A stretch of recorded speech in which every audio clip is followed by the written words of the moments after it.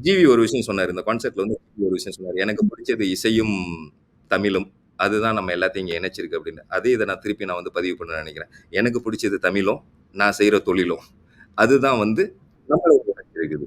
Of course நம்ம உங்களோட இன்னொரு பக்கம் டிஸ்ட்ரிபியூஷன் அப்படின்னு பார்க்கும்போது, நெறைய நல்ல நல்ல படங்கள் அப்படியே வரிசையா டிஸ்ட்ரிபியூட் ஆகும்போது, அண்ட் அஃப்கோர்ஸ் அதுக்காக அங்க வந்து ஒரு ஈவென்ட் மாரி கண்டக்ட் பண்ணி, அங்க வந்து இப்போ ஃபார் இன்ஸ்டன்ஸ் அமரனும் இருக்கட்டும், ஆம் விக்ரம் படம் அண்ட் ஆல்சோ நீங்க நேர்ல வந்து ரஜினி சாரையுமே வந்து சந்திச்சீங்க. ஸோ அந்த மொமெண்ட்ஸ்லாம் வந்து இப்போ நெனச்சு பார்த்தா எப்படி சார் இருக்கு? எனக்கு எப்படி சொல்றதுன்னு தெரியல. ஆ அவுட் ஆஃப் வேர்ட்ஸ்.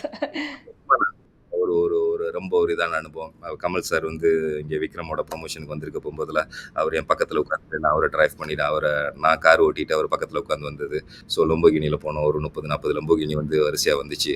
ஒரு 50, 60 பைக் ஒரு பெரிய கான்வாய் ஏர்போர்ட்ல இருந்து ஹோட்டல் வரைக்கும் வந்தோம். அப்புறம் அவர்ட்ட வந்து "கொஞ்சம் ஸ்பீடா போலாமா?" அப்படின்னு கேட்டேன். "ஓ! பிரச்சனை இல்ல. நீங்க ஸ்பீடா போங்க."